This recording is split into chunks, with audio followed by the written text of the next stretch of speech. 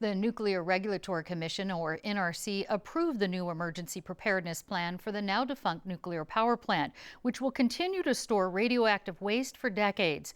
Joining me with what the plan changes mean for nearby communities is my guest, UC San Diego's David Victor, chairman of the San Onofre Community Engagement Panel. And David, what is this new nuclear power plant emergency preparedness plan? What does it cover and how has that changed? Yeah, so there are a few things that don't change at all, and in particular security of the site. So the same rules apply as have always applied about protecting the site against intruders and so on. What changes is the footprint around the plant shrinks enormously, and that was something totally expected because now the plant no longer has fuel in the reactor and the fuel that's in the pools has cooled down a lot. The risks have reduced radically. And so what this means is that they no longer have to look at the risk for accidents that might affect the surrounding communities. They still have to worry about the site itself, but the risk to the surrounding communities, in particular the 10-mile radius zone that was around the plant and the emergency zone that has existed while the plant was operational, that zone is now going to shrink basically to the plant itself. Just to the plant, so yes. The 10 miles is gone. How much radioactive fuel is being stored there? Well, almost all the fuel that has ever been burned, because there's no place to store it permanently in this country. So about a third of the fuel that's ever been used at the plant is now in these dry casks, and 2/3 is sitting in pools, continuing to cool down inside the reactor building. Now, some residents are concerned about the safety of storing this nuclear fuel on site. Have you heard some of these concerns? Oh, absolutely. We've spent more time on this topic than any other topic in the community engagement panel over the last year and a half. We've heard concerns that there be a plan in place to make sure that these casks are monitored as they get older, make sure that there are no cracks. If a crack were to appear, which has never appeared in the history of operating with this technology, but if that were to happen, there'd be a strategy in place to either repair the crack or replace the canister, all of those things. We've heard those concerns. The community engagement panel itself has done its own independent review of the data here. Sure. Who's going to monitor those then for cracks? Edison? It'll be the responsibility of Edison and of the vendor of the casks. So there's a new company that's going to sell the new casks called Holtec, and the old casks will also be there, sold by a company called Areva.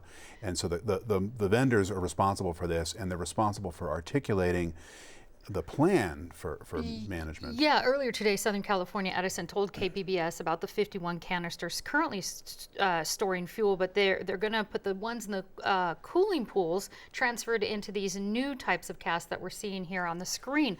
What's different about these casks? Well, some things are basically the same. The same basic technology, or the technology is basically the same in the two, which is you put the spent fuels inside the canister, and the canister is made out of stainless steel.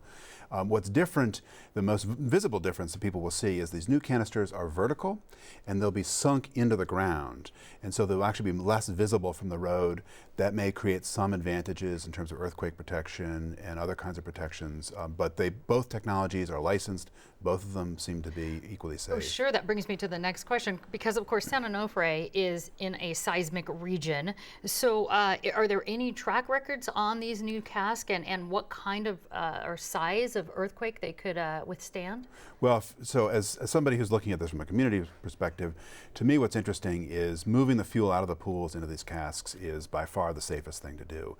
In the pools, they're part of the structure of the plant, which is designed to withstand a very, very big earthquake and beyond anything that seems to be conceivable in this area. But the dry cask system is designed for double that. So they are really, really safe inside the dry cask system. But no data on it yet, though, because it hasn't been tried anywhere else, right? So similar designs, the horizontal designs and the vertical designs, are in operation right now. There are always small changes in design here and there, but we now have the dry cask system in the United States. Some of the oldest ones are now in their 20s, basically, so they're past adolescence. So we're actually learning a lot. I think this is going to be a big advantage for us here, is to learn from what's happening in other communities and learn from how their casks are aging and how we can prepare for it. When will this new preparedness plan go into effect, and when will we get the new casks? So two questions. The preparedness plan starts to go into effect this summer and then will unfold completely over the next 4 years. Some of the relationships with the first responders, local communities, will extend for the next 4 years or so. The new casks, they're in the process of now designing them. One of the things in the community engagement panel that we have done is demand of Edison that they and the vendor, Holtec, lay out for us in plain English what the plan is for monitoring aging. Edison has also, in response to our requests, has set up a research program on the site So we're going to learn more at this site and pay closer attention to this than would be required under law. All right, we've got a lot more information on this on our website, kpbs.org. David Victor, thanks so much. Oh, thank you.